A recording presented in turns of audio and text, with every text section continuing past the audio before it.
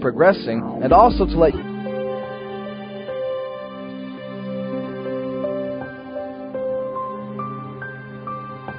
Welcome to the Prophecy Chronicles with your host, Paul Richard Price.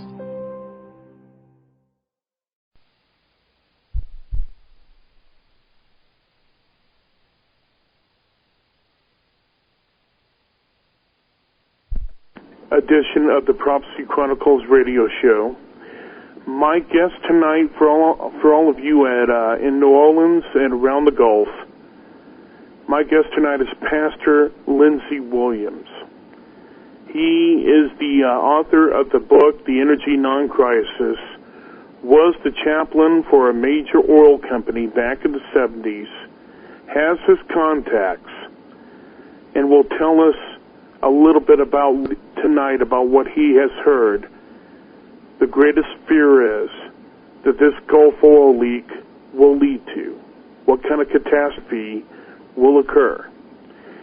And for all of you listening at 105.5 FM in New Orleans, I'd like to thank you again for listening to the show tonight, and tell everybody you've heard that if they don't hear it tonight on the show, live, have them listen to it on the archives afterwards at paranormalradionetwork.org. We need as many people in the Gulf from Louisiana to Florida and beyond to listen to this show tonight. So if you would, please welcome my guest, Pastor Lindsey Williams. And Pastor Lindsey, how are you doing today? Paul, thank you so much for allowing me the privilege to be on your show tonight, and especially those down in New Orleans. I feel it an honor to be able to come into your home by way of your radio in order to tell you the real story of what's happening in the Gulf of Mexico oil disaster with BP.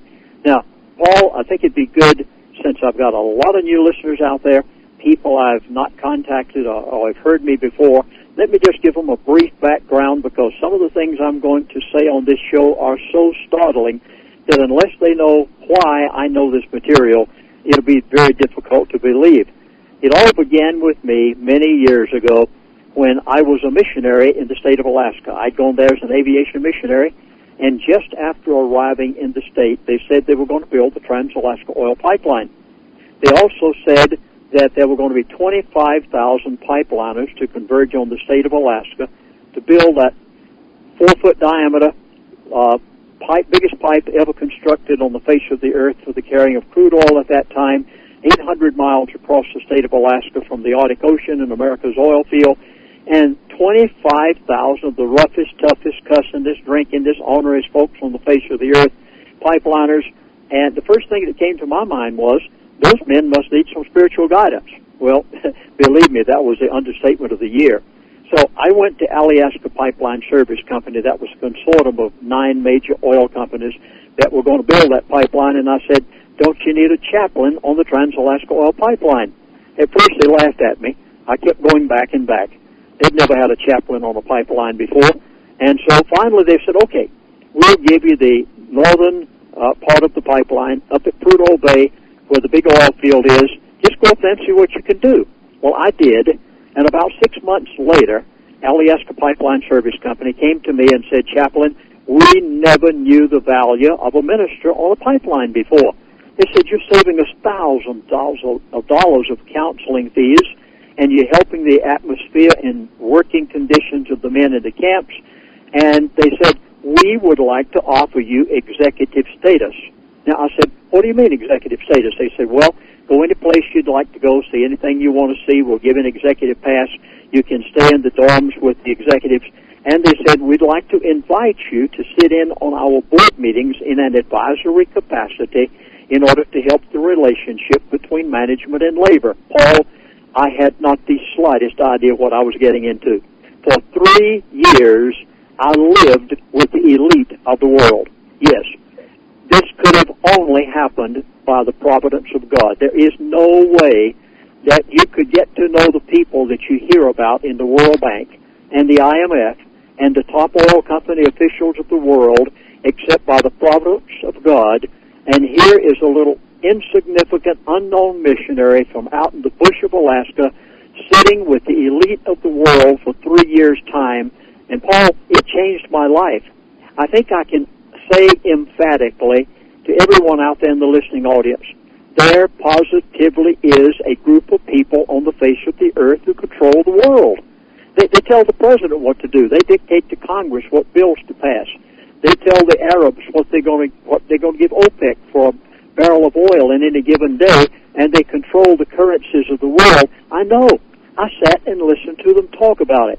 Well, here we are 35 years later, and the big oil spill in the Gulf of Mexico. But you see, over these past 35 years since the Trans-Alaska Oil Pipeline, I have kept in touch with many of those people that I got to know up there.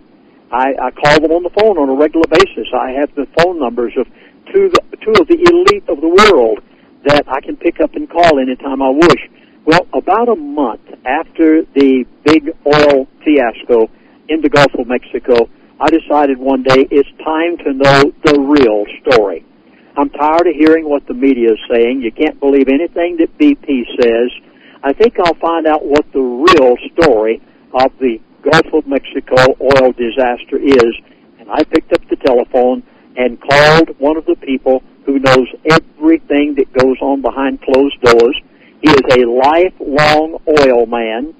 He is a man who is retired from Atlantic Richfield. He knows exactly what's going on in the Gulf of Mexico, and he told me, well, Paul, that brings me down to what I'm going to say tonight. What you hear on this program is the real story, the truth, the honest story. It may not be what you've heard on the media, and it definitely won't be what they want you to know. But you're going to hear it from, first of all, one of the elite of the world. Then he put me in touch with two management personnel with BP. You heard me correctly. There are some people with British Petroleum who are so concerned about what's happening to people. People's lives are at stake, and the average person has not the slightest idea how dangerous this thing is in the Gulf of Mexico. And this individual put me in touch with two management personnel of BP who were willing to tell the real story of what happened out there. Then I was able to get in touch with a gentleman who actually worked on the BP rig prior to the time that the well blew and the rig went to the bottom of the ocean. And I put together all this information in the truth, the real story of what is happening in the Gulf of Mexico. Now, Paul, in order to be able to help people understand just what happened out there, I need to go back a ways and tell you where it all began. Because this didn't just begin with the Gulf of Mexico. This goes back a long ways further than that. You see, it all began back in 1970. The Russians, in 1970, drilled the first super deep well ever on the face of the earth. They called it Kola SG-3. They went down to 40,230 feet. Since then, Russia has drilled 310 of these very super deep wells successfully, and as a result, last year Russia overtook Saudi Arabia as the world's biggest single oil producer, and now it will dominate global oil production sales for the next century. Now, BP decided they wanted to get in on this. Now, there had never been a super deep well drilled in the ocean. Never. Russia drilled all on land. And what did they find when they got down there to 40,230 feet? Russia found abiotic oil. Now, folks, I'm going to use some very technical terms. I hope you have a pencil and paper, because you're going to hear some things tonight that unless you talk with a person who is in the know in the oil business, you probably would not get this. When Russia went down and drilled their super deep wells to 40,230 feet, they found abiotic oil. They did not find fossil fuel. Now, for years and years, you've heard the word fossil fuel. That means rotted trees and plants and animals that are in the ground. They decayed, and they said that's where the oil came from. Well, Russia didn't find that, because there are no rotted trees and plants and animals at 40,230 feet. Instead, they found abiotic oil. It had a different chemical consistency, and they're going to have to rewrite the textbooks on crude oil, because now they have come to realize that these super deep oil pools, where these super deep wells were drilled, these huge, monstrous oil finds, oil is actually being created in the heart of the earth by some chemical process extremely deep, and they don't even know what the process is. All they know is that it's being done, and then these super deep oil fields are seeping oil up into the shallow oil fields, such as Saudi Arabia, Nigeria, Mexico, many oil fields in America, the North Slope of Alaska. Peak oil is a total misnomer because there is no shortage whatsoever. Now, that's what Russia had done back in 1970. Now, let's come down to where we are today. BP Oil Company decided they wanted to get in on the profits that Russia had gotten in on, so they went to the United States government and they said, we would like to drill a super deep oil well in the Gulf of Mexico. Nobody had ever done this. It had never been tried in water before, only on land. Now, Russia had sense enough, and please, notice my words. When I found out what I found out from the elite of the world, and top oil company officials gave me this information, I was so dumbfounded until I'm going to have to be very honest and frank with you in the course of my conversation tonight. Russia had sense enough to drill their Kola SG3 wells to over 40,000 feet on land. Now in the Gulf of Mexico, and I cannot at all sympathize with the United States government or BP, because they were warned, certain scientists, that they should not do this in the water. They said the scientists had warned them a year ago. You don't know what you're going to find down there. You do not know what the pressures of that oil field are going to be. You've never drilled a super deep well in an ocean before. And BP attempting, so stupid. I mean, the United States government issued the permits to BP to drill this well. They should have never done it. They were warned by the scientists that it should not happen and they should not allow it. But BP drilled a super deep oil well in the Gulf of Mexico.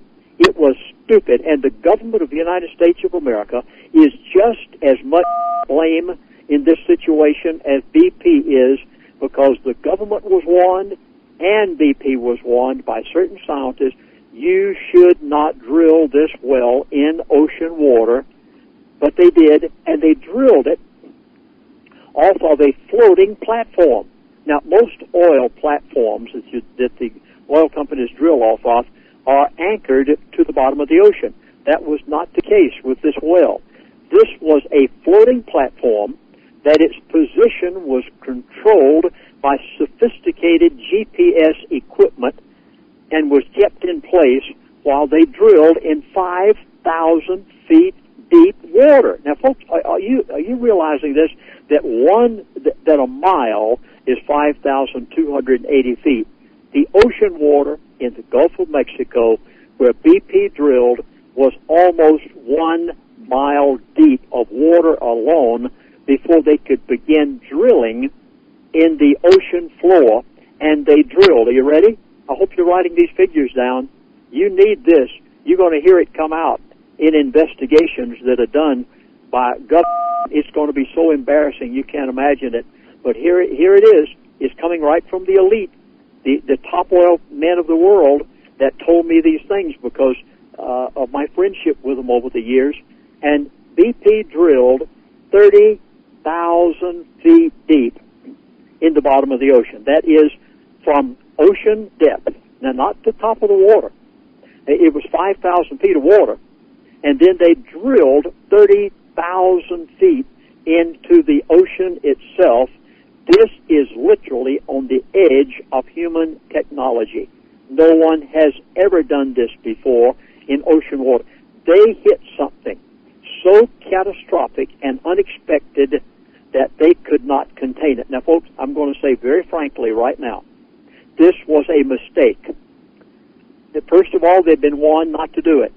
This was not intentional. I know some of you have been told, and you might think this or that. I'm trying to tell you the real story of what happened in the Gulf of Mexico. I'm not. This doesn't come off the web. You're not getting this from some think so, hope so, or possibly could be. This is coming from the elite that talk behind closed doors and are willing to tell me these things. And BP at 30,000 feet, they hit a strata of oil at such high pressure that it burst every safety valve. It blew holes in the pipe. It blew up the rig that they'd been drilling off of. No oil rig ever, no drilling company ever, no oil company on the face of this earth. Russia, never in their super deep wells, they never hit any pressure like this. Just a moment, too. I'm going to tell you the pressure that they hit. They've been willing to give it to me. BP hit a pressure that was so high that it destroyed the maximum efforts of human science to contain it. Every single safety valve blew. It blew up the drill rig. It sank it to the ocean. It killed people. No oil company has ever hit any pressure like this. Now, before I give you the pressure that BP hit in the Gulf of Mexico, and whenever I give it to you, you'll understand why they can't stop it. I'm giving you some honest answers today as to what you can expect in the future out of the Gulf of Mexico, and you're going to be startled, especially you who are around the Gulf. Okay, first of all, let me go back and give a little background, and then you be ready with pencils and paper to write down the pressure that was on the well head when BP drilled through the strata of granite rock and went into that oil pool. First of all, when I was at Prudhoe Bay, Alaska, on America's oil field in northern Alaska on the Arctic Ocean, and was the chaplain for the elite for 3 years' time, I had the opportunity to watch them bring in many oil wells. And when a new oil well was brought in, they would always give two things immediately. Number one, they would tell you the flow rate of the well. Please write these words down. They would tell you the flow rate. That means they would open up all of the valves, they would let the oil flow for a period of time, and they would tell you exactly how many barrels of oil would flow in an hour or in a 24-hour day. The second thing that they always gave when they brought in a new well, they would tell you the pressure at the well head. Now, I hope you're getting these words again. At the well head. Now, where is the well head? At 5,000 feet of water in the Gulf of Mexico, the wellhead is at the bottom of the ocean, not counting that 5,000 feet. You got to deal with differential pressure here. But the wellhead pressure in the Gulf of Mexico, let me compare it to something. At Prudhoe Bay, Alaska, nearly every well up there had approximately 1,500 pounds per square inch. They call it PSI of oil pressure. That means it's artesian.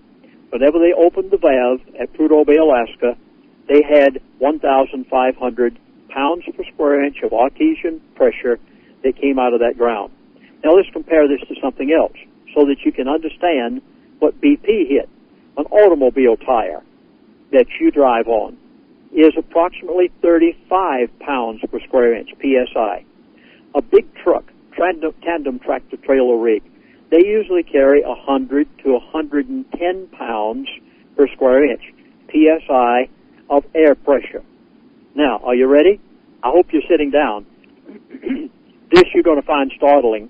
It'll come out eventually.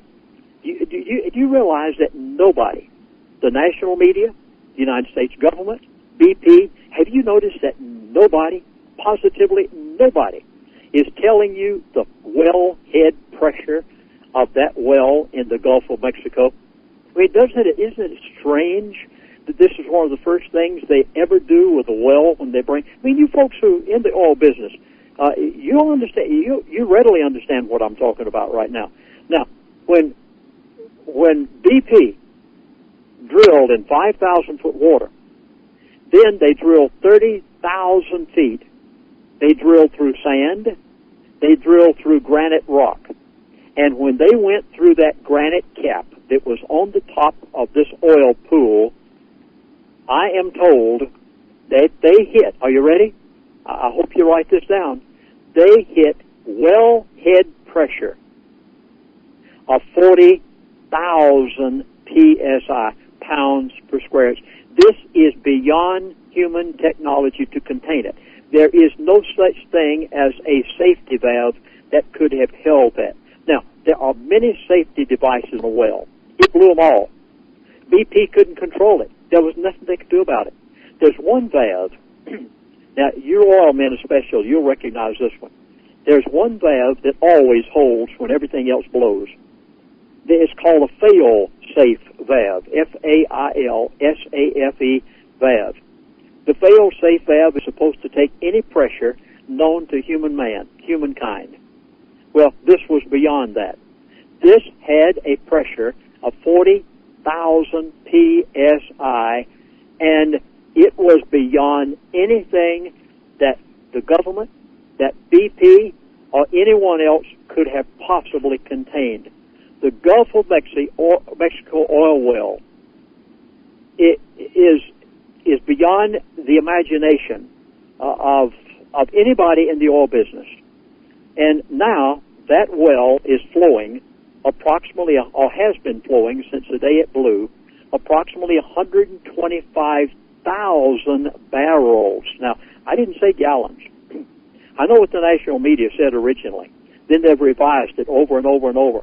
Matt Simmons, who is a lifelong oil man of 25 years, very highly respected in the oil industry, he said recently that that well has been flowing 125,000 barrels a day, and it will continue to do that because they have tried every method possible to contain that well, and they cannot do it. Do you realize what they put in the bottom of the ocean in the Gulf of Mexico? They put in a pipe that is 4 inches thick of hardened steel. It is 20 inches in diameter.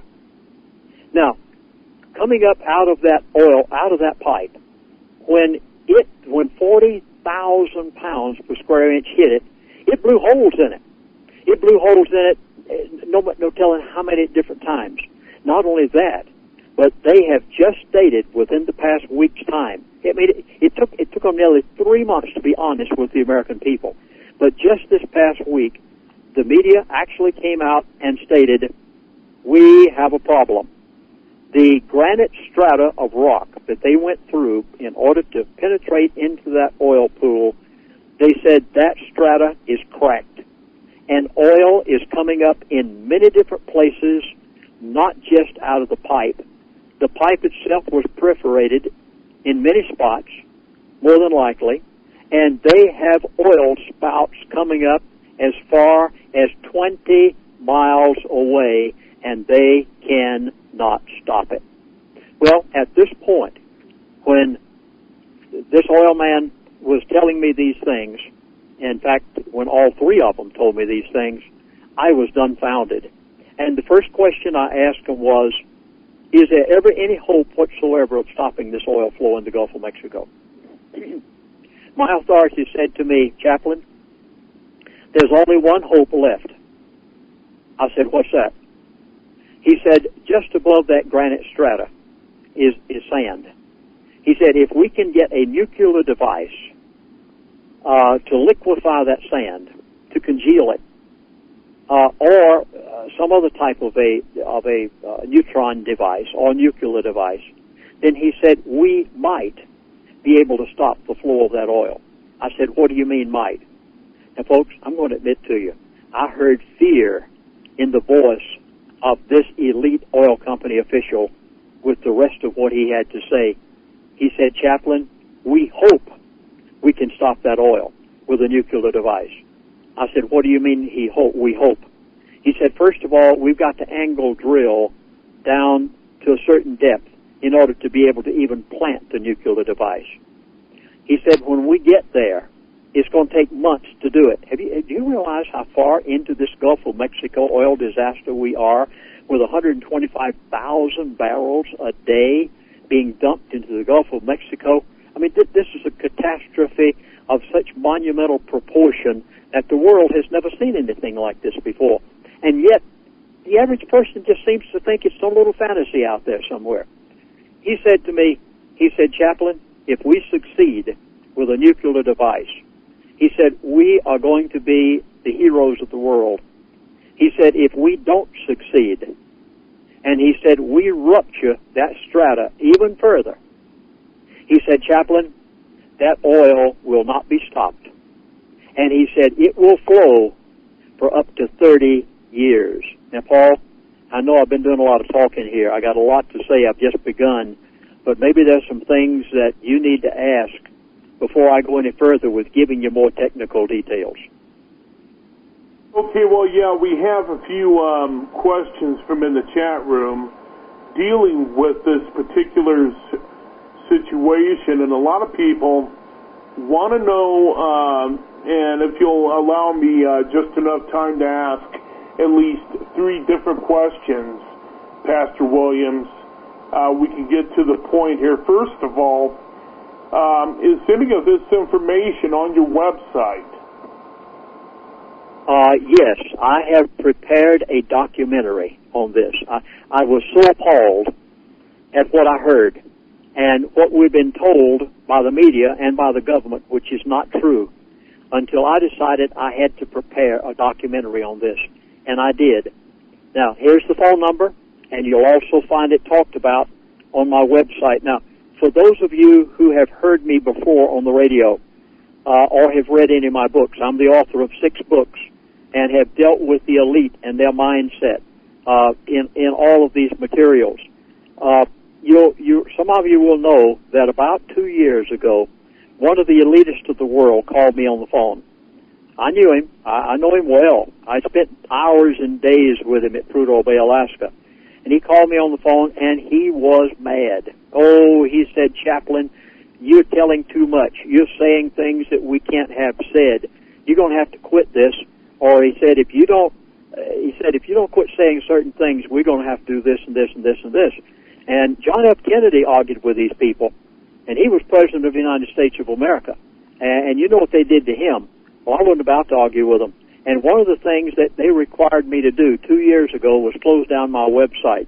I had a website in which I was telling intricate details of the elite and what they were saying behind closed doors. And they made me close my website down. So the only thing I have at this point is the documentary that I have prepared on the Gulf of Mexico oil disaster. It's really contained in 6 DVDs, which tells you everything that the elite are going to do between now and 2012. You heard me correctly. You can put them beside your calendar and mark them off month after month as it takes place. One of the elite, 87-year-old gentleman, who is not very well, and he said to me a while back, he said, Chaplain, I'm too old to care. Just tell the world everything. And he told me some of the inside information of what the elite are doing in banking, what's going to happen to your Social Security, what's going to take place with the dollar, how they're going to use this Gulf of Mexico oil disaster to help them fulfill their timeline by 2012. And I've produced all of this on 6 DVDs and a CD documentary on the Gulf of Mexico. If you'd like to get this, you can go on the web to prophecyclub.com. That's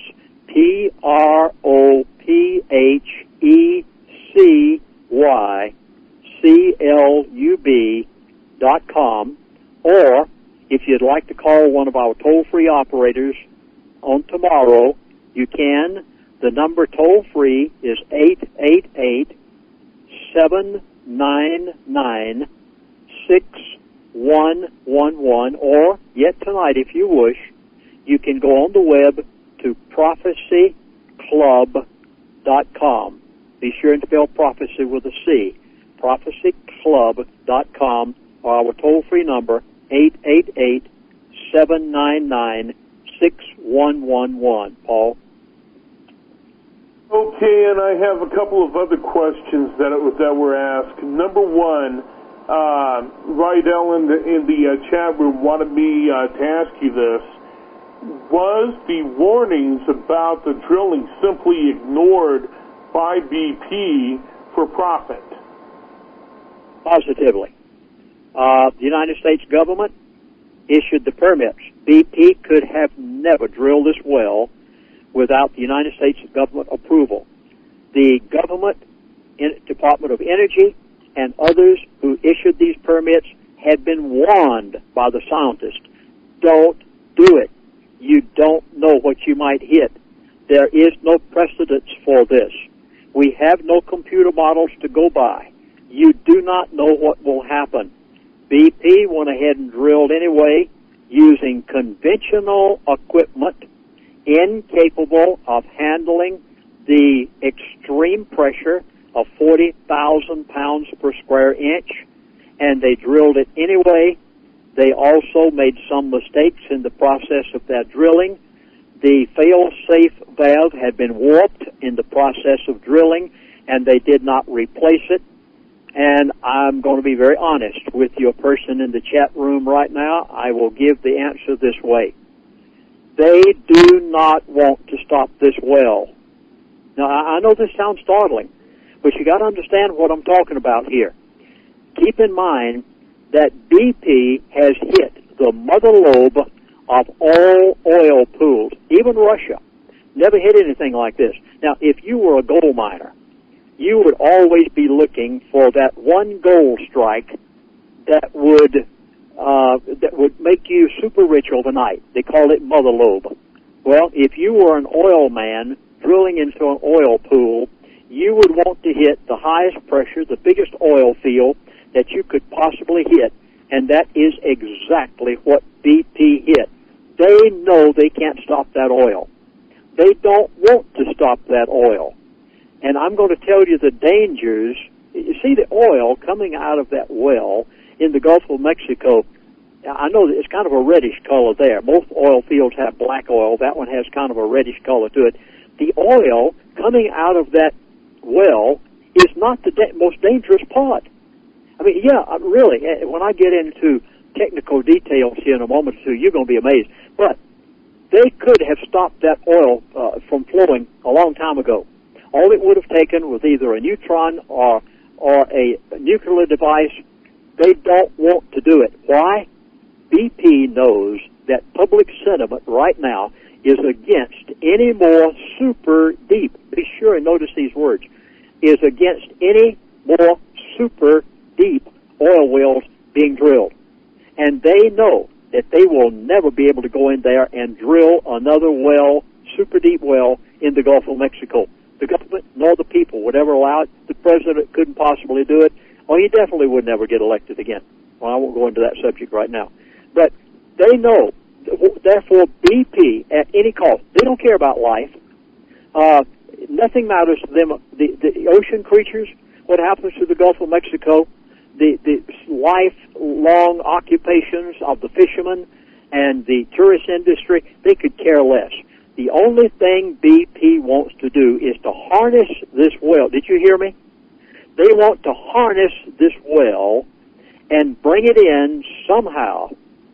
So far, they've not been able to do it, and they want to make millions off of it. They could care less about human life. They could care less about the Gulf of Mexico. They want to be able to bring this well in somehow, and they will continue to contaminate that Gulf as long as necessary. They don't want the well destroyed, and they don't want to stop it. Instead, they want to bring it in and make a fortune off of it. Paul?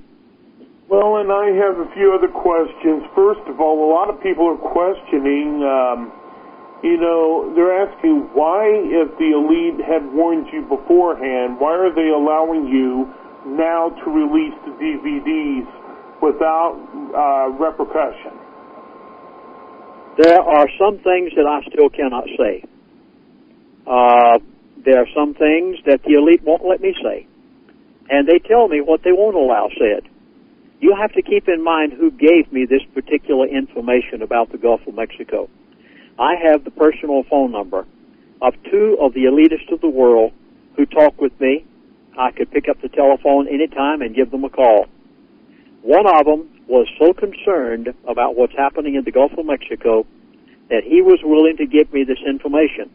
He is a retired individual, and he did it at his own, well, anyway, it was very interesting that he would be willing to give me all these things. But I will say this. There are some things that they have told me, Chaplain, don't you dare say, if you do, you're in trouble. So I'm giving you the ultimate of everything that I can give. Now, I know some of you will say, well, how do you know that these people aren't misleading you? Maybe they're lying to you about the Gulf of Mexico. Well, let me put it this way, and Paul, you know my track record. Over 35 years, every time the elite would tell me something, I go to the radio talk shows all over America, and I've told it.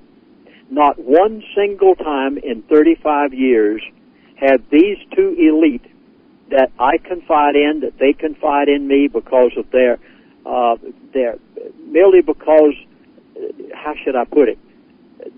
They're in admiration for me giving 3 years of my life on the oil field and probably being the only minister that these people have ever known of that type. I mean, you just don't get to know the elite. But I was on their oil field. They were not coming to my church. And because of their admiration for what I did back in those days, they tell me certain things, and I give them, and never one time in 35 years have they ever told me anything that was not true. Now, not only did I get this from one of these elite, but some of the management personnel of BP are so concerned about human beings and the Gulf that they were willing to talk and tell me some things also. And everything that this elitist and the people with BP told me, everything was exactly the same. So, and one thing I want to bring up to my listeners, that you have been right in the past. Your track record is 100% accurate. And it's not anything that you've heard yourself. It's information you've got from leading elitists. And are any of these elitists, Pastor Williams, Illuminati in the strictest sense of the word? Well, you have to, I want to stick, if I can, with the Gulf of Mexico oil disaster tonight, but yes, I'll try to answer this question if I can. You have to understand who the elitists are. The elitists start out with a very inner core group of probably 12 people, and no more. And then from that point down, you go into many different groups. You go into such things as the Illuminati, you go into the Council of Foreign Relations, you go into the Trilateral Commission, on and on you go. Then you go down to a much larger group, which is the media nationwide. Now understand that this very top group of maybe 12 people, they know everything. Everything is planned behind closed doors. Nothing ever happens by chance. In government, in monetary, in banking, they planned this years and years ago. The recession we're having right now. I warned people about this years ago, that the elite already have it planned. I put out DVDs telling this years before it happened, and people back in those days laughed at me and said, "You're crazy. This can't take place in America." I said, "It's going to. The elite have already told me they've got it planned, every single bit of it. And on my 6 DVDs, I tell everything that the elite are doing." Now, you've got to consider where the elite are that you get your information from. It may be amongst this very top 12. It may be a little further down the ladder. And the further down the ladder you go, they know less, but yet the group is bigger. And then it finally comes down to the national media and so on, where you have a very large group, but they know very little and say just exactly what they're told. So, unless you have some other questions there, let's get back to the Gulf of Mexico if we can. Well, I have one more question that I'll go in, and I was waiting for this to be the last one. They brought up the fact that Rydell in the chat room brought up the fact about what is next, and then there was talk about methane over Miami. So let's go ahead and get into that portion of it if you would like to. Now, keep in mind that what comes out of an oil well is not just oil. Most people think that an oil well spouts oil. Well, yes, it does. But that's not the only thing it spouts. And let me give you an example. At Prudhoe Bay, and then I'll come down to the Gulf, by the way, and give you the technical details, so please have that pencil and paper ready. You've got to write down the technical details I'll give you in a few moments. Let's take, for instance, the Gulf of Mexico oil disaster, and let's compare it to Prudhoe Bay. At Prudhoe Bay, Alaska, there came out of the ground with the oil gases. Now, out of every oil well, there are certain gases that come out of that oil well. Not just oil, but many other things comes out of that well too. Now, at Prudhoe Bay, they had, you know what size a 747 aircraft is? You know the size of the engines. A person can stand up in the intake of the engine of a 747 aircraft. It's so large. At Prudhoe Bay, Alaska, they had 7 747-type jet aircraft engines adapted for the purpose of pumping the gases that came up out of the Prudhoe Bay oil wells and pumping some water back into the field in order to maintain the pressure of the field. But it took 7 747-type jet aircraft engines running 24 hours a day to pump that jet back in. Now, let's go to the Gulf of Mexico.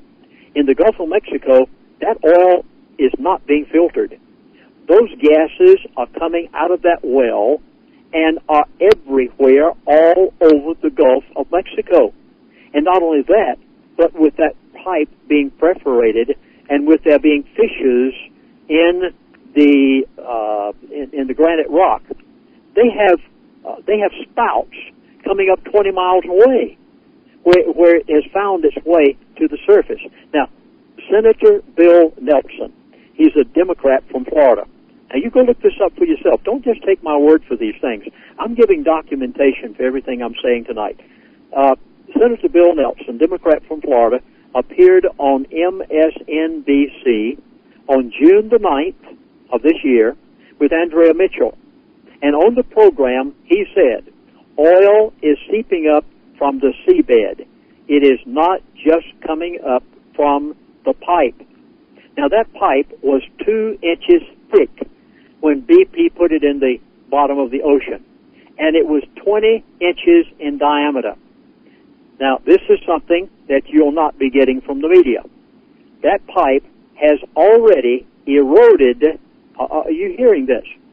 40,000 pounds per square inch of pressure coming out of that pipe 24 hours a day with the gases, with all of the abrasives, sandpaper type things that are coming out through that pipe at 40,000 pounds per square inch.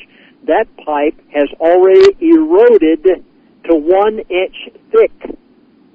Folks, do you realize that by the time they angle drilled down to attempt to plant a nuclear device, that pipe probably will have disintegrated in the bottom of the ocean because of the extreme pressure that pipe, that the substance in that pipe with all of its gases and abrasive oils and sandpaper-type materials that are coming up out of it.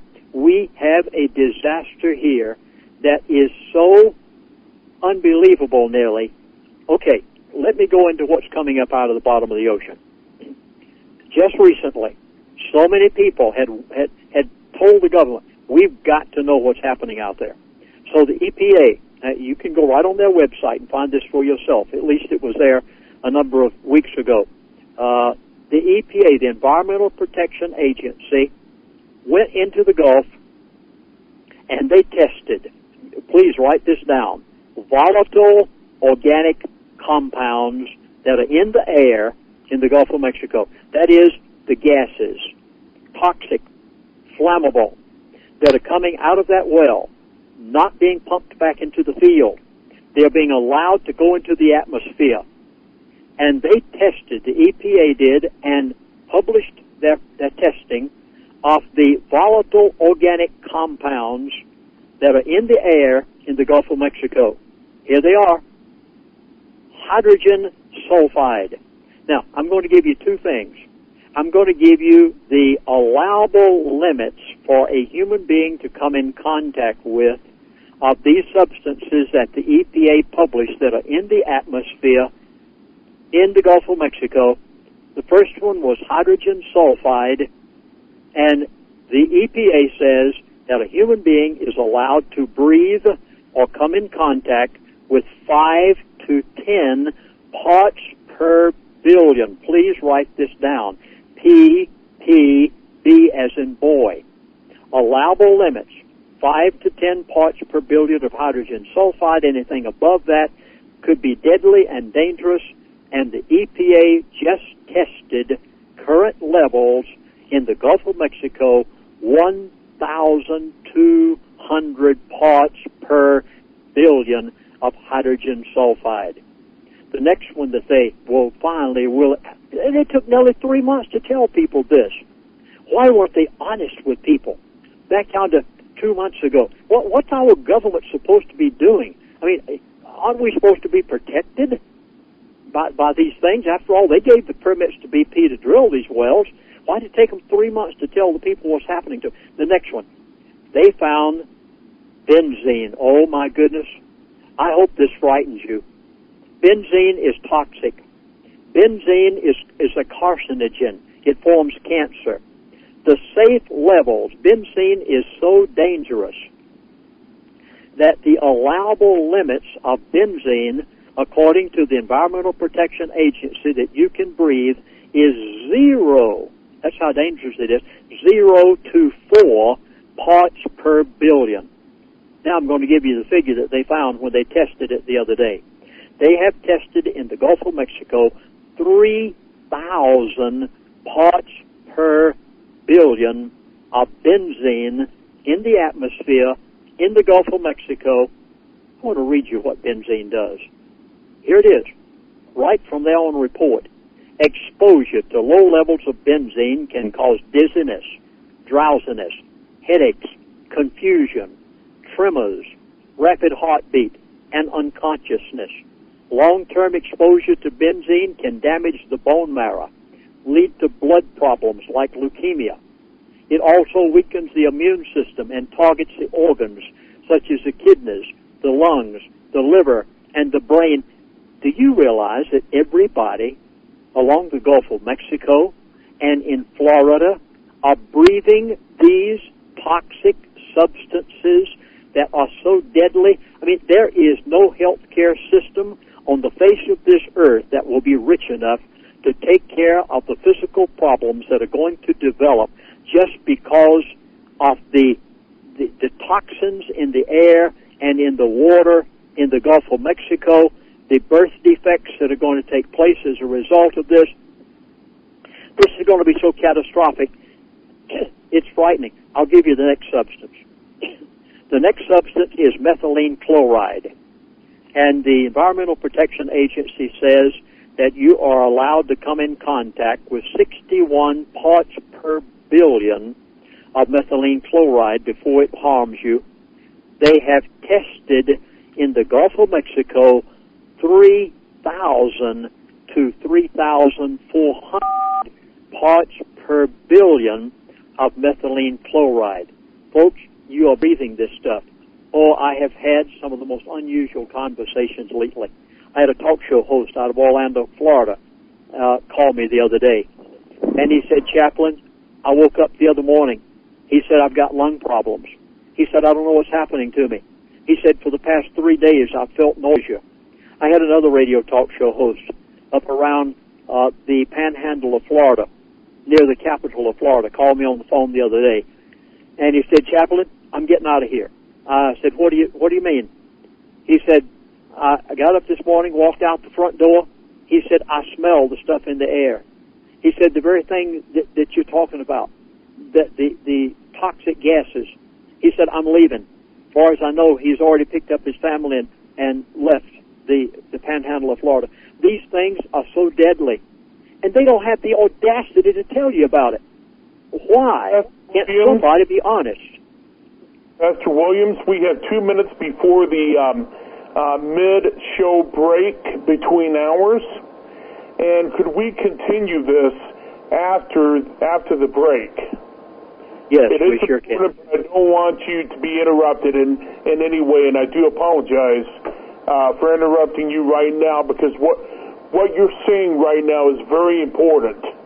And people in the Gulf right now, let me tell you, we only have a couple of minutes left before mid-show break. I want to tell you this right now. They knew about it, and if you believe what the press is saying about them actually capping the well safely and all, you're not being told the whole story. They're not being honest with you. The thing is, it's still leaking, and it's still leaking at the same amount that it was a long time ago. But we will talk about that after the break, and I want you to try to focus, though, Pastor Williams, at the beginning as to why it is that they are not being honest with us. But we will talk about that after the break. This is Paul Price with the Prophecy Chronicles show. We're about to go on break. We will see you after the beginning of the hour.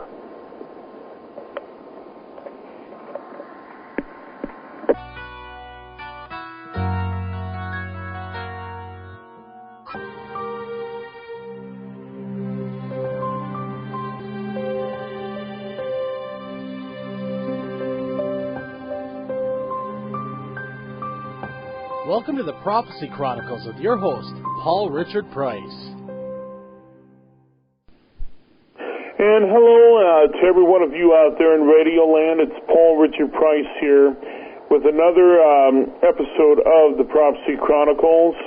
This is part 2 of our interview with Pastor Lindsey Williams. And while we were going on break, Pastor Williams, were you finished what you were trying to say? Well, I was talking about the things that the government and BP do not want you to know. What's in the atmosphere? The oil itself is not the most dangerous part of the Gulf of Mexico BP oil disaster. The most dangerous part to human beings is what is getting into the atmosphere, what you're breathing. One hurricane could take these gases all the way up the east coast of America. Someone asked me the other day, they said, is there a safe place in this country?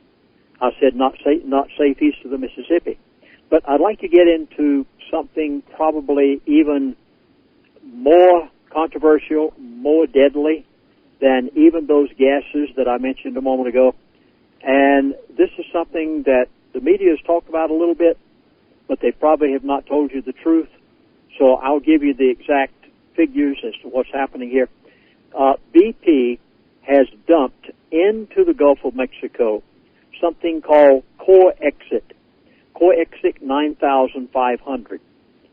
They spray this on the ocean water, on the top, and in turn it causes the oil to go to the bottom of the ocean. Now, we know how, you think you know how much oil is on the top of the Gulf of Mexico. What's under the ocean now, because of this substance called Core Exit that BP has dumped on it, what's at the bottom of the ocean is so horrendous until it's difficult to even imagine it. For instance, BP has dumped, we know, according to their own figures, 1,121,000 gallons of Core Exit 9500. Now, let me try to explain to you what this is. This is a chemical dispersant agent. It causes the oil to sink to the bottom of the ocean. Under the Gulf of Mexico, this is hiding the full extent of the oil, and that's the reason they did it. Now, let me estimate as to what's happening here. Coexit 9500 is a solvent. It's 4 times more toxic than the oil itself.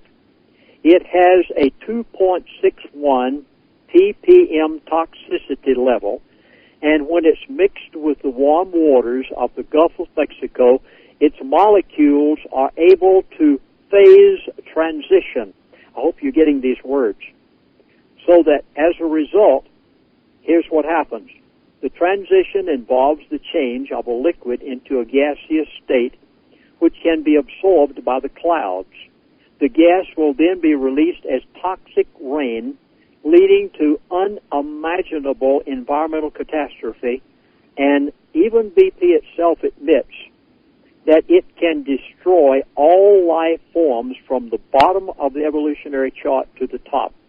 Core Extic 9500 is a disaster within itself, and the amount of oil that has been taken to the bottom of the ocean in the Gulf of Mexico, it will be lifetimes before it ever is eaten by the algae and the other substances that are there. We are going to see very unusual results because of the core exit that also has been dumped into the Gulf of Mexico. Now, you say, does this really matter? Well, let me give you examples. By the way, Paul mentioned a moment ago when we were on the break, and we were just talking on the telephone amongst ourselves, and he was mentioning that some people have written into the chat room and talked about the DVDs and the CD that I mentioned a moment ago. Folks, the only method that I have of getting out the real story of what's happening is to produce it so you can see it and so that you can put it in the cassette player, CD player of your automobile.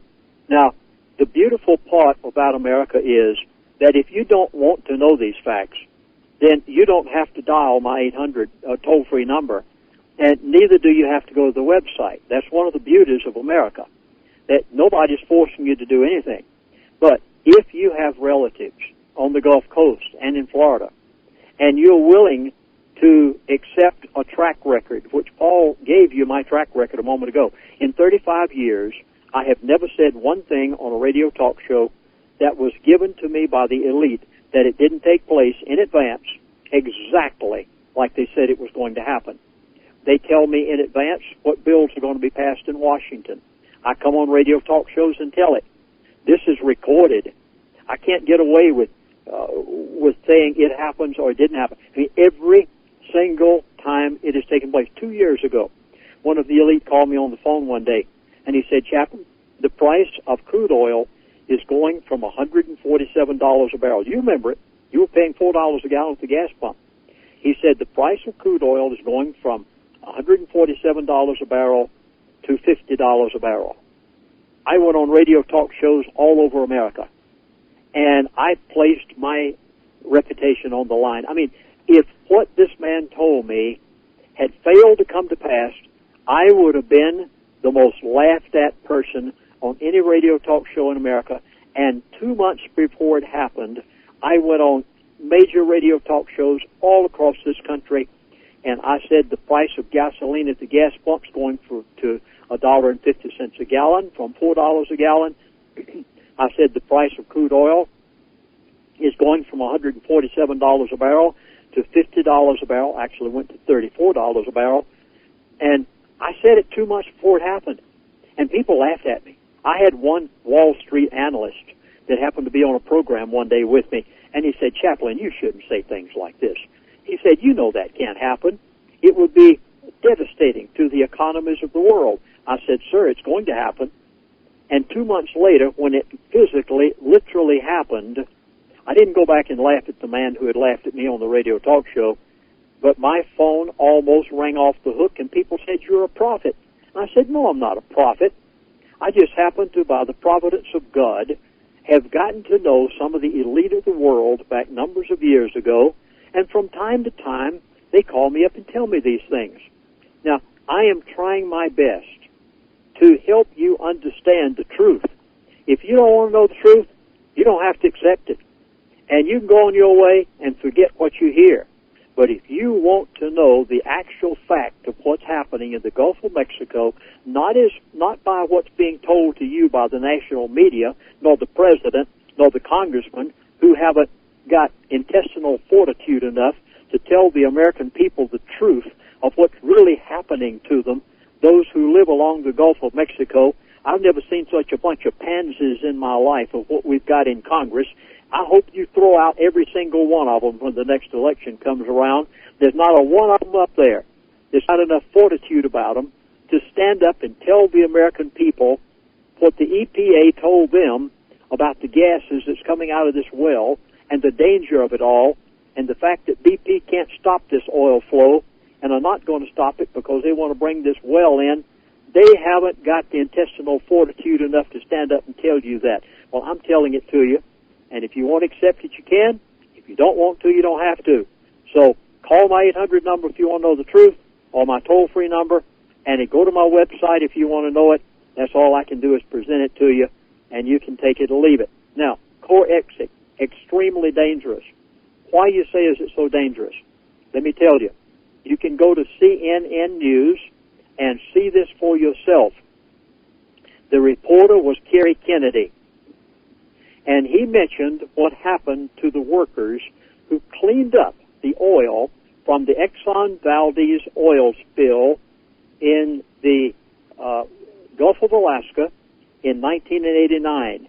And I'm going to give you the report exactly as it was given over CNN News. He said, Kerry Kennedy said, the average age, now keep in mind, these were the people that were hired to clean up the mess when the Exxon Valdez, that ship, ran against a rock because the captain of the oil tanker was inebriated, drunk in other words. You're not supposed to use the true words these days, but I will anyway. And as a result, the Exxon Valdez spilled massive amounts of crude oil, not the gases. By the way, that oil had already been filtered, and the gases had been taken out and pumped back into the ground up in Alaska on the North Slope. What's coming out of the ground in the Gulf of Mexico, those gases are coming out into the atmosphere, and everybody around the Gulf and in Florida are breathing them. And the Exxon Valdez, the people who cleaned up that oil spill after the tanker ran aground in 1989, here's the story. The average age of the time of death of a worker who cleaned up after the 1989 Exxon Valdez spill was 51 years of age. Now, back in those days, they allowed them to use rubber gloves, respirators, protective gear. Do you know that if a person shows up to clean up the BP oil spill, and BP is paying them, the people who work out there on those boats that are taking that oil, and so if they come to the job with a respirator on and rubber gloves, they fire them, send them home. They don't want the news media showing those pictures. Now, the people in Alaska who cleaned up after the Exxon Valdez, they wore rubber gloves, they wore respirators, they wore protective gear, and not a single one of them is alive today. They are all dead. Did you hear that? Now, what's going to happen in the Gulf of Mexico when they're not using protective gear, when they're breathing all of the gases, not just coming in contact with toxic oil itself, and those who cleaned up after the Exxon Valdez spill in the Gulf of Alaska, every single worker today is dead. Not a single one of them is alive, and the age that they averaged dying was 51 years of age. Now, what's going to happen to the people around the Gulf of Mexico? You aren't being told a fraction, folks, of what people are facing and the dangers of what's taking place in the Gulf of Mexico. Okay, I'll go a step further. You can look this up on the U.S. government website for yourself. And this is dated July the 8th. On the week of July the 8th, the United States Navy moved every warship, every ship of any kind, all personnel. Folks, are you getting this? Please, go look it up for yourself. The U.S. Navy moved every warship, every personnel, every ship of any kind that they had, they moved them out of the Gulf of Mexico the week of July the 8th. Why? What does the Navy know that you and I don't know? Do they not care whether the soldiers, they were moving them out. They didn't want them to come in contact with these gases and with the toxins that are in the water. Every single United States Navy ship was moved out and personnel were moved out July the 8th, the week of July the 8th. And the Louisiana State Health Department just came out with this report. It was given on CNN. You can check it for yourself. 162 cases of illness linked to oil spill reports in Louisiana. And they go on to list the symptoms. They list throat irritation, shortness of breath, cough, eye irritation, nausea, headaches, and then they go on down towards the bottom of their report, and they said that 162 people have actually been admitted to hospitals, and that over 2,000 people have been counseled with anxiety, depression, stress, grief, and suicidal tendencies, which are the result of what these gases and the toxins in the Gulf of Mexico are doing.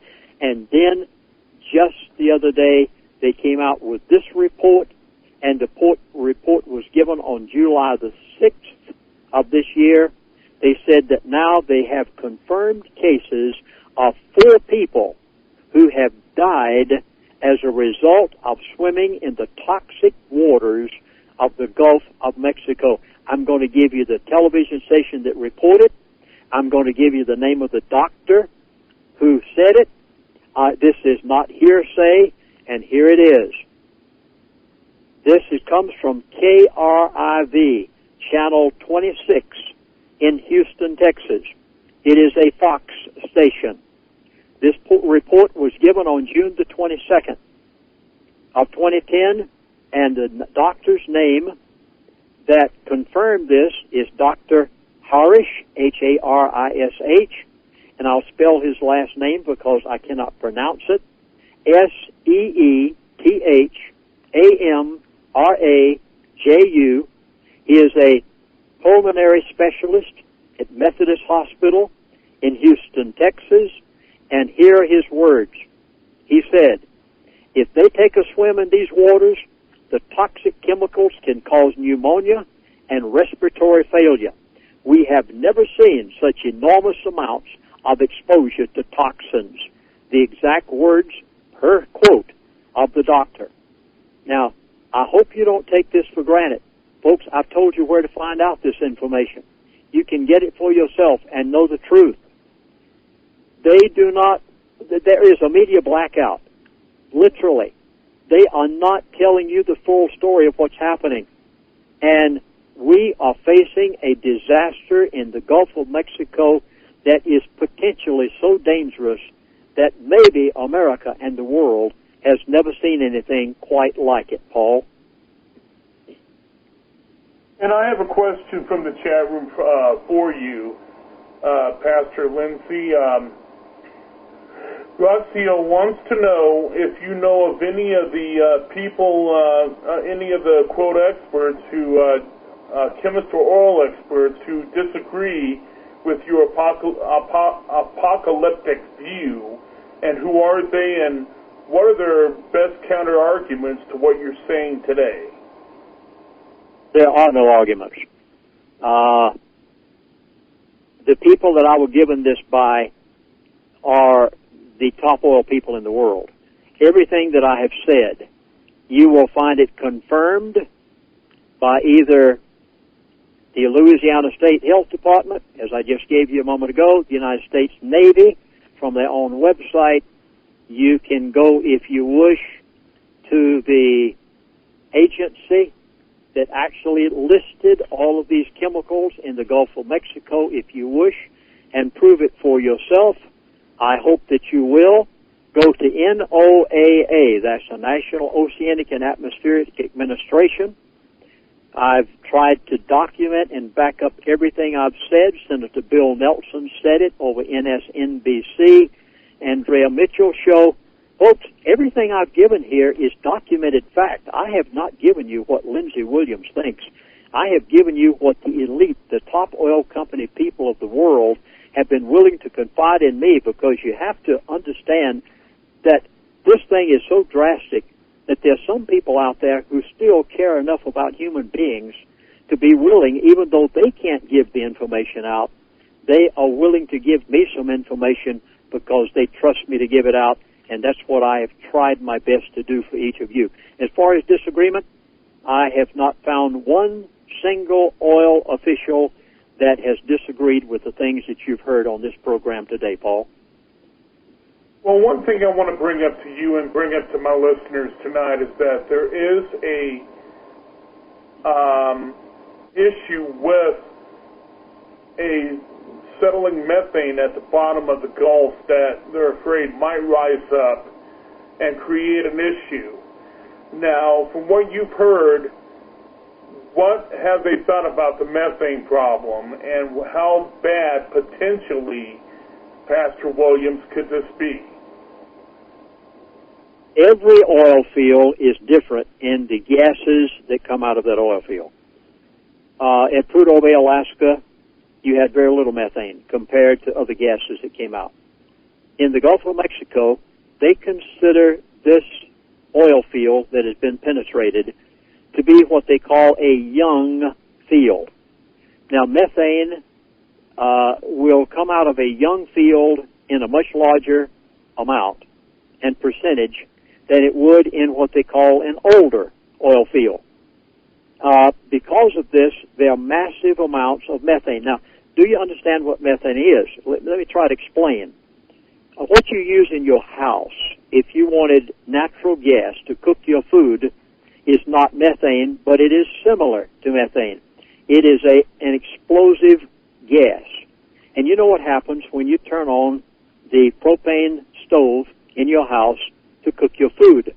Well, in the Gulf of Mexico, you have millions and millions and millions of cubic feet of this explosive gas that is coming out of this well.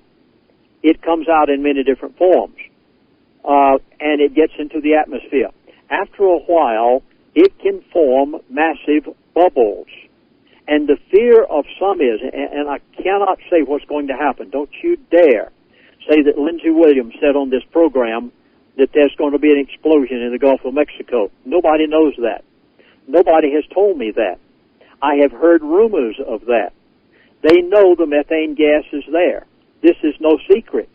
But what's going to happen as a result of that methane gas being there in massive amounts is anybody's guess. Whether it will ever be exploded or not, nobody knows. But there is the potential of that methane bubble explosion in the Gulf of Mexico because of the youngness of the oil field that they've drilled into and the massive amounts of methane gas that has been in the atmosphere and in the water. Paul? Well, and plus another thing, when we're talking about benzene and all the other particular chemicals being released that are highly toxic and carcinogen, we can look at what it can do to human life, to animal life, the mutations that could occur, the illness and all. Are we looking at, in effect, Pastor Williams, what could be what the Bible talks about in the book of Revelation about the Babylon the Great? It has been rumored that in the book of Revelation, when they're talking about Babylon the Great, that they are actually referring possibly to the United States. And if so, could this be what the Bible may have talked about and what John talked about in the book of Revelation? And about wormwood in the water and such. Are we looking at the possible trigger event that could bring forth the end of the age? Paul, I have been a minister of the gospel for 40 years. I'm not a young fellow. In my Bible study, in the book of Revelation, I find that it says that the oceans would be turned to a red color as blood. I know in the Gulf of Mexico that the oil has a reddish tint. Some of you have seen the pictures. If you've been on any kind of media that's been willing to tell you at least half of the story, you've seen the pictures and you go on the internet and see them readily, that the water has a reddish color. And many have said to me, is this not the fulfillment of that in the Gulf of Mexico? And my answer has been emphatically, no, it is not. Because in the Scriptures, it says that this event, when the oceans will turn to a reddish color such as blood, that it will be during the tribulation, and we're not in the tribulation yet. It also said that it is done by 2 witnesses. Now, read your Scriptures. Let's not try to suppose something here. There's one thing that all of you will find out. When you listen to me on a radio talk show, or you see any of my DVDs, or you happen to read my books, I've written 6 of them, and you will find out that I never say, I think so, I hope so, this possibly could be. I'll tell you the facts, and then you make up your mind. In the book of Revelation, the oceans turn to a reddish color, and the 2 witnesses do it. The 2 witnesses aren't here yet, and we aren't in the tribulation yet. We may be seeing a foreshadowing of these events already in the Gulf of Mexico, but this is not the fulfillment from the book of Revelation. Now, you ask about the question of America, and could America possibly be fulfilling these things about Mystery Babylon in the book of Revelation? Well, personally, now I'm just speaking for myself personally. In my 40 years, actually 50 years now, of Bible study, I know I can find a number of places where I think America might be in the Bible, but I cannot, honestly, in all sincerity, I cannot guarantee you any place in the Bible that the United States of America is found. Now, I know some Bible scholars say they can, and I have no qualms with them whatsoever, but I don't know where America's going to be in the end. I know there may be some references there that people try to conjure up America, and maybe they can find it satisfactorily to them. To me, I'm not quite so sure that America will even be the great power that it is today during the tribulation period. Paul?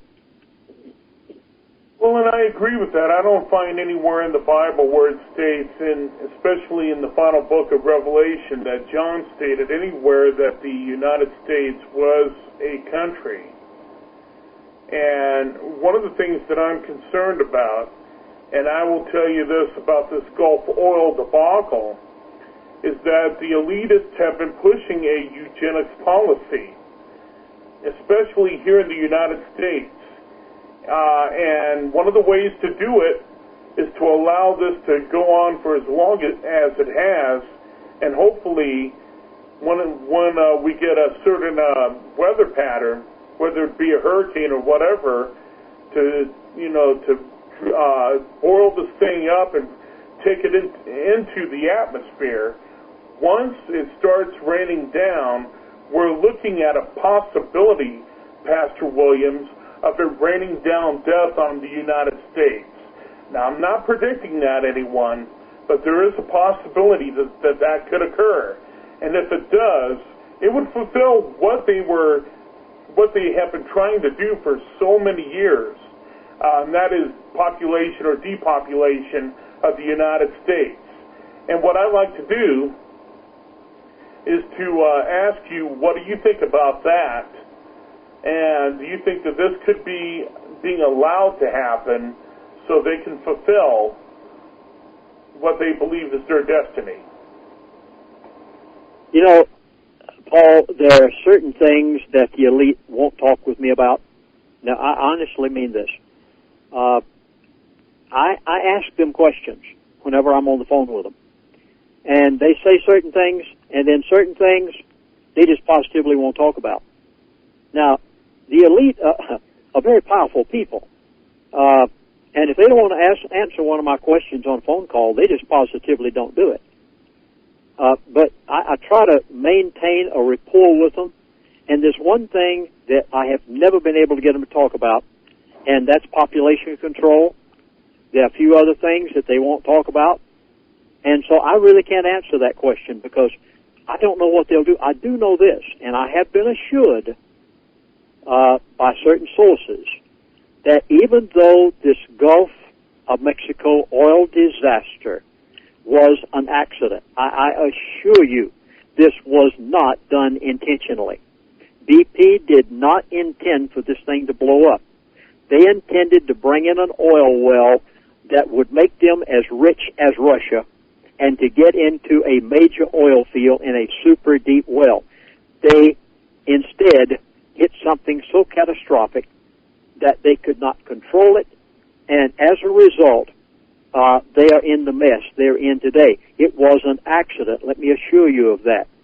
Now, even though it was an accident, I have been assured by certain sources that the elite will use the Gulf of Mexico oil disaster in order to fulfill their 2012 timeline. And I haven't gone into that timeline tonight, and I won't because we don't have that much time. It'd take me 2 hours just to deal with that timeline alone. But they do. They have given me everything they're going to do between now and 2012.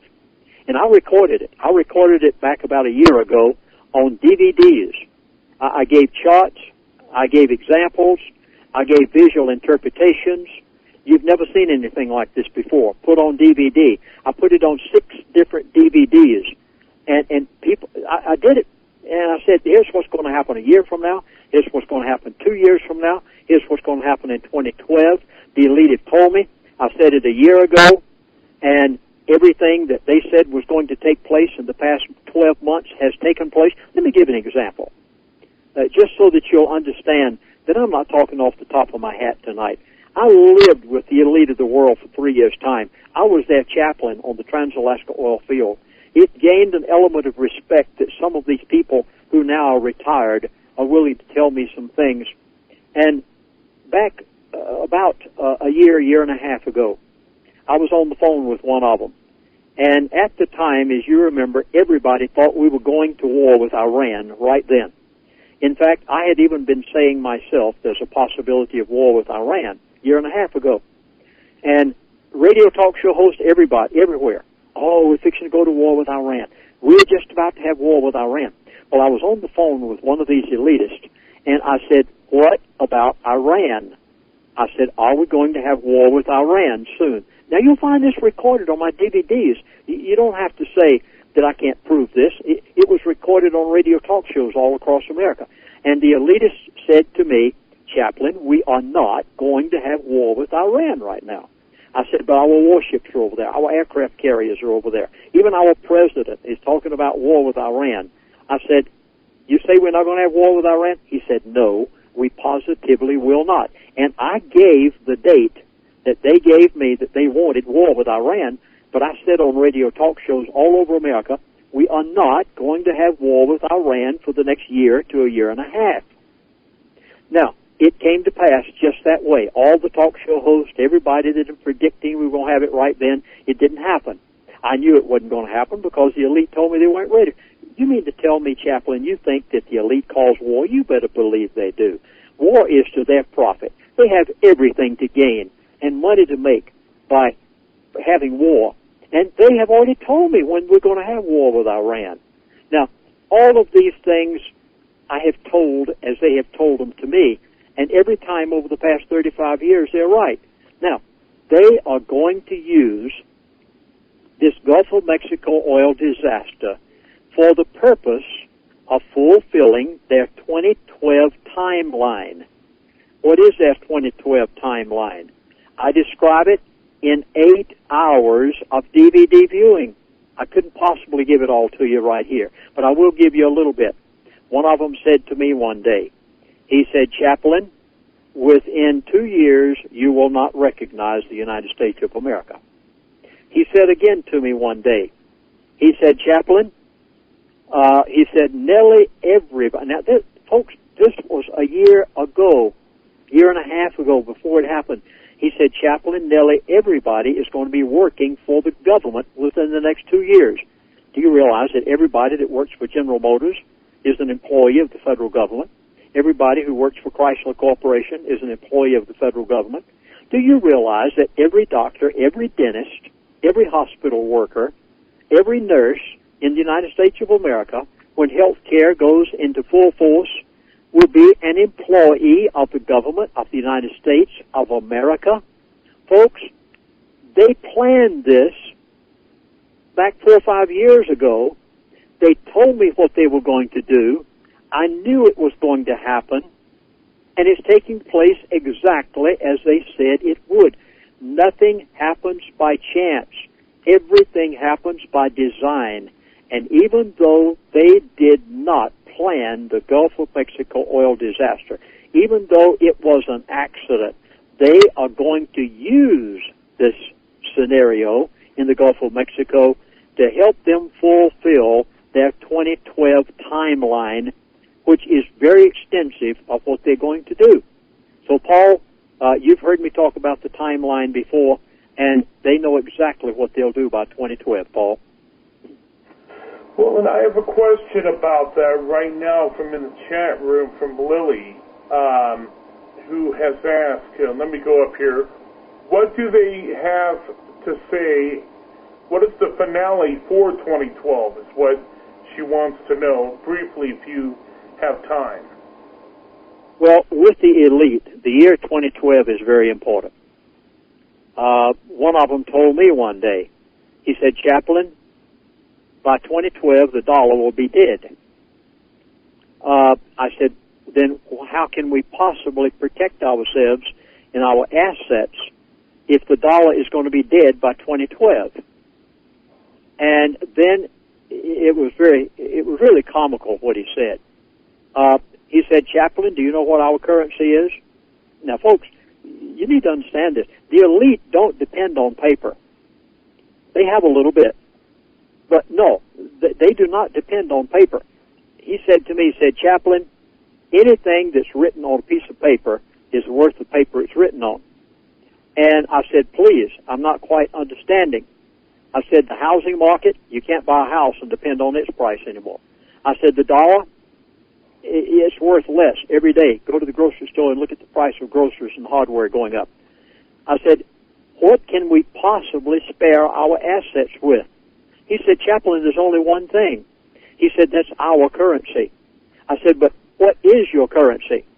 You ready? Here it is. You'll never get this, folks, from anywhere except from the elite. And by the way, I do not sell gold and silver. You couldn't buy any from me if you tried. So I'm not saying this for the sake of selling you anything. He said to me, Chaplain, our currency is gold and silver. He said, is the only thing whereby you can maintain your assets. He said, don't depend on paper.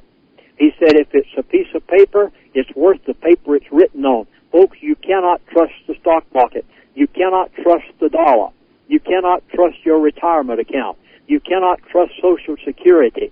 America is bankrupt. You cannot trust paper of any kind whatsoever. And they advised me, they said, Chaplain, if you want to maintain yourself, get out of paper. He said, don't be in anything paper. They have a 2012 timeline in which they intend to draw the strings, so to speak. They intend to do nearly everything necessary by 2012, whereby we will be under their control. You know, if I could take everything that the elite have told me, Paul, and narrow it down to one expression, I would put it into this. The name of the game is control.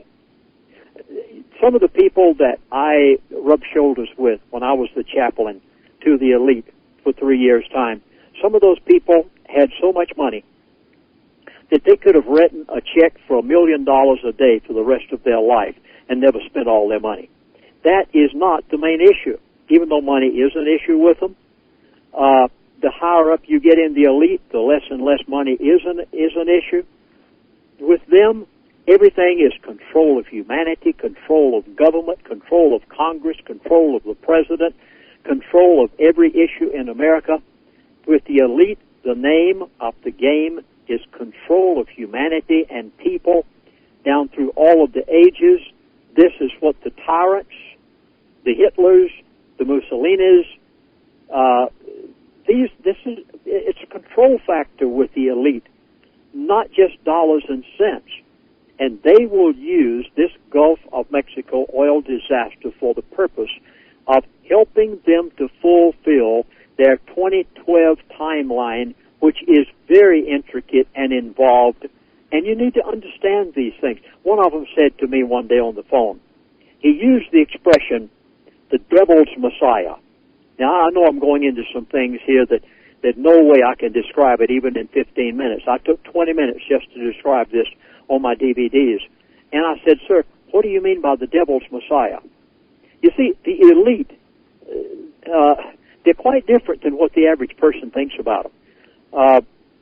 These are not drunken brawlers that curse all the time and carry on like I hear some people doing. These people, if you met them on the street, you wouldn't recognize them from anybody else walking down that street. And I have never seen one of them do some of the things that I see average people doing. I mean, the elite have a different mindset. They have a different life pattern than the average person. They understand the intricacies of all of this. And I said, what do you mean by the devil's Messiah? He said, Chaplain, in order to bring America to the position that it is right now, we had to take away America's God. Oh, my goodness. I stayed on this subject for probably 20 to 30 minutes with this man, and he went into details as to what they have done in the textbooks and the schools of America, what they've done to the churches of America, how they've changed America from a republic to a democracy. These people knew exactly what they were doing. They began this years ago. And in order to bring America to the place it is right now where they can totally control it, they had to take away the God of the Constitution and the Founding Fathers and to give us what they've given us today. You need to understand the mindset of these elites, and you'll never do it unless you know someone who knows them personally and is willing to tell you the story. And I have tried to do that the best I can, in honesty, to tell you just what the elite are like. Folks, you need to set your spiritual house in order. You need to read the Bible and understand the precepts and how that the elite do what they do. You need to understand the God of this world, the prince of the power of this air, whom is the God of the elite. The elite have a God. They're not atheists. I never met an atheist amongst the elite. There may be some, but I never met them.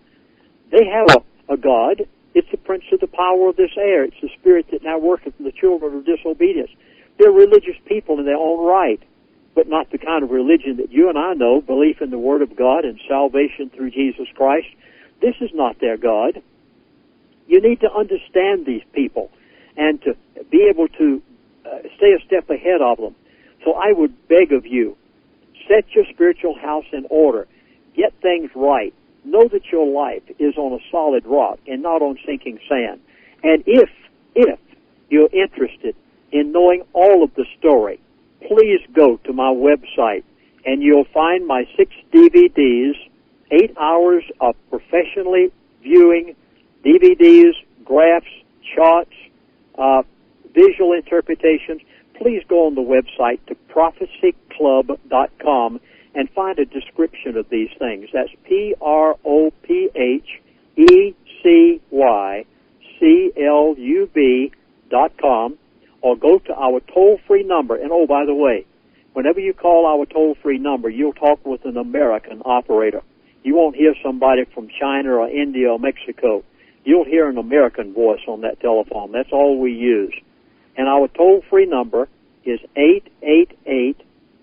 888-799-6111.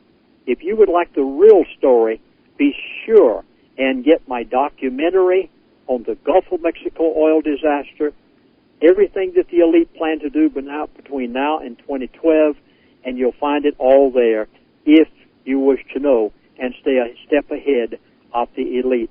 And Paul, you may have a few more questions there. If so, we have just a few more minutes to take some of them. Well, we only have about 2 minutes left, and we had one more question, but I'll try to make it brief, if you would.